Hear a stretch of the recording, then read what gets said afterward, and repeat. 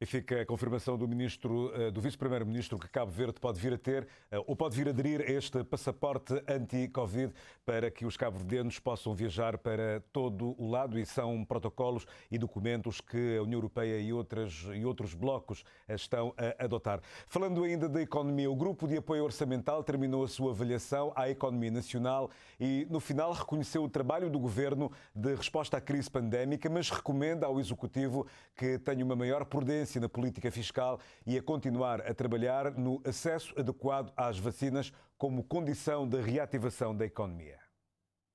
Esta é a primeira missão do GAO, Grupo de Apoio Orçamental a Cabo Verde, depois das últimas eleições legislativas. Impacto da crise da pandemia da Covid-19 e as perspectivas da recuperação socioeconómica, estabilidade macroeconómica e dívida pública foram os tópicos principais das conversações entre o GAO e o governo de Cabo Verde. O Grupo de Apoio Orçamental está ciente do impacto da pandemia na economia cabo-verdiana, com o PIB a registrar uma contração de 14,8% em 2020 devido à crise do setor turístico. Trata-se da maior redução de sempre e uma das maiores do continente. O GAO reconhece o trabalho do governo de resposta à crise pandémica e recomenda ao Executivo a ter uma maior prudência na política fiscal e a continuar a trabalhar no acesso adequado às vacinas como condição de reativação da economia. O GAO apoia os esforços das autoridades para regressar a uma posição prudente em matéria de política fiscal, assegurando simultaneamente que o plano de consolidação deixe espaço adequado para as despesas sociais e investimentos públicos. A mobilização de receita internas deve ser um pilar fundamental da consolidação da política fiscal. Além disso, os parceiros encorajam as autoridades a estabelecer o reforço da gestão dos riscos fiscais como uma prioridade.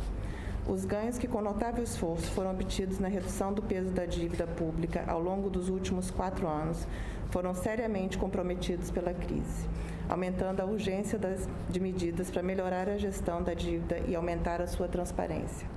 A dívida pública atingiu 151,3% do PIB em 2020, o segundo maior em pequenos estados insulares em desenvolvimento a nível mundial. Apesar do risco de sobreendividamento em relação à dívida externa e total ser elevada, a dívida pública é avaliada como sustentável.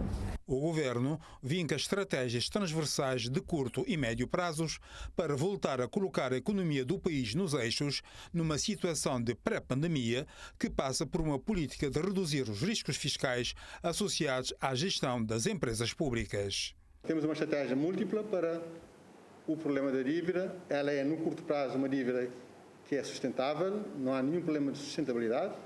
Há um problema, sim, de criação de espaço orçamental para que o país continue a investir em áreas que são críticas para o nosso futuro, seja nas áreas económicas como também nas áreas sociais.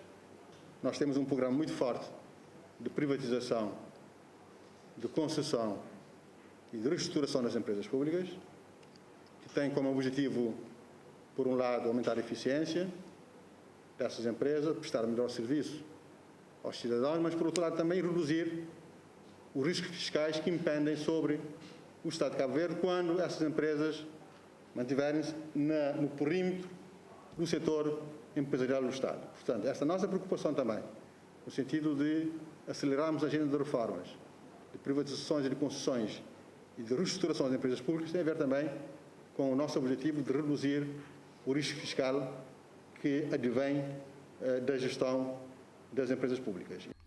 O governo conclui ser de capital importância a sua agenda de reforma, que passa pela privatização, concessão e reestruturação das empresas públicas como uma das vias para melhorar a gestão macroeconómica do país.